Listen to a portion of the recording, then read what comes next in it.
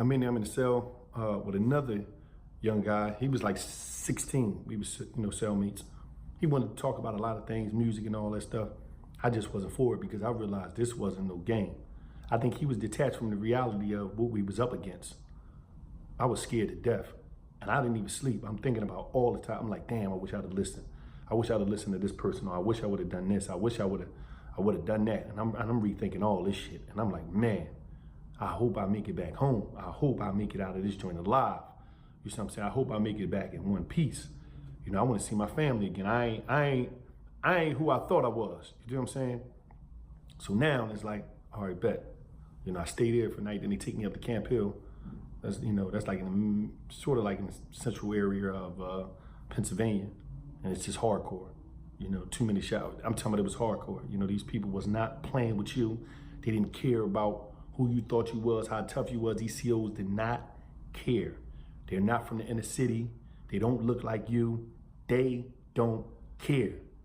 So I'm like, wow. Now that's like, I'm like, but right then and there, because the blocks we was on was transitional block, and I was on a block called B block where it was like a whole tier was just like, they separated us. It was us juveniles, a bunch of juveniles, but it was still, adults on that thing. But it was like, it wasn't a regular block. I think it was like the people that had mental issues block, so they was like, a lot of them was heavily medicated and stuff. So, but we wasn't out there like where it was going down. I turned 18 in the summer, June 21st, the summer of 1997, and they put me out there with everybody else. But it's still, we was in transitional blocks. We don't know where we going. After a while, they tell you, once you get classified, they tell you your destination. So we like, all right, bet. I was supposed to go to a place called Greene County, which is close to Ohio. So we, I'm in the yard, you know what I'm saying? Back then, it's when I used to spit, you know what I mean? So we in the yard, we rapping on the gate and all that stuff.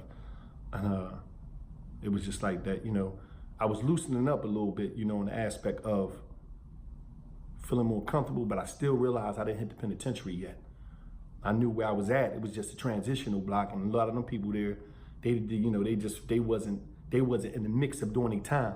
They were just starting time, and everybody was sitting in all type of times, life, 20 years, 40 years, 60 years, some 100 years. You had all different types of crime, everything from murder, arson, pedophiles, everything from retail theft, you name it. It was there. You had all types of people. But and a lot of times you don't know who is who. Dude might be looking cool. Dude might have to slick his mouth, might be a pedophile. You do what I'm saying? Then touch kids and all that. So you don't really know. In jail, everybody got a mask on. Everybody got a mask on, to the point where you got to put your mask on, even if you're a solid dude, because you got to protect yourself. You don't know who is who, so you got to understand that everybody's running game. To me, I'm just on point. Like, everybody running game, you don't know, you don't know what.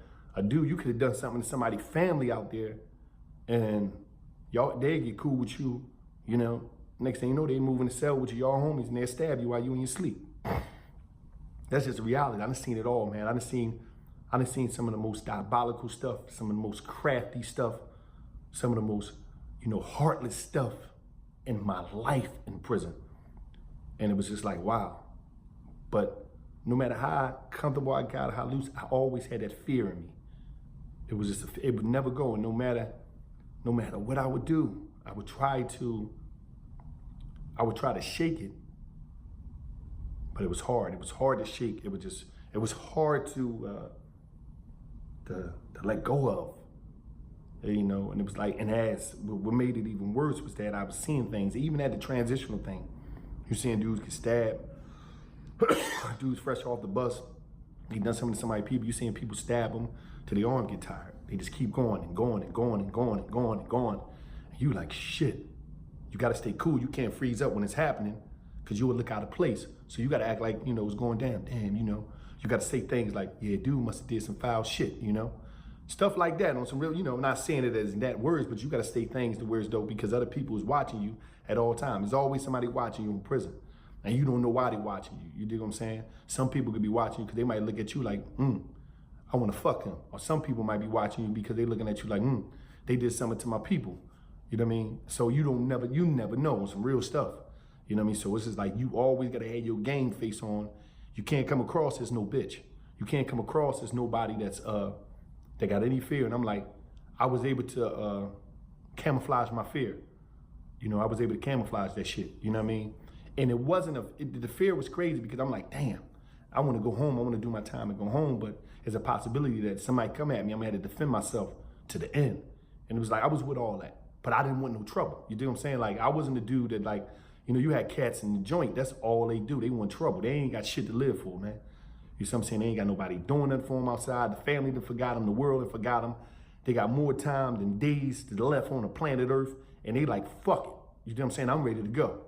I wasn't in that situation. So it was like, to me, it was like, man, you know, I want to make it back to my family. You know, I love my people. You know, I love my grandma. I love my mom. I love my brothers. I love my sisters. You know what I'm saying? I was like, I want to make it back. I love the homies. You know what I'm saying?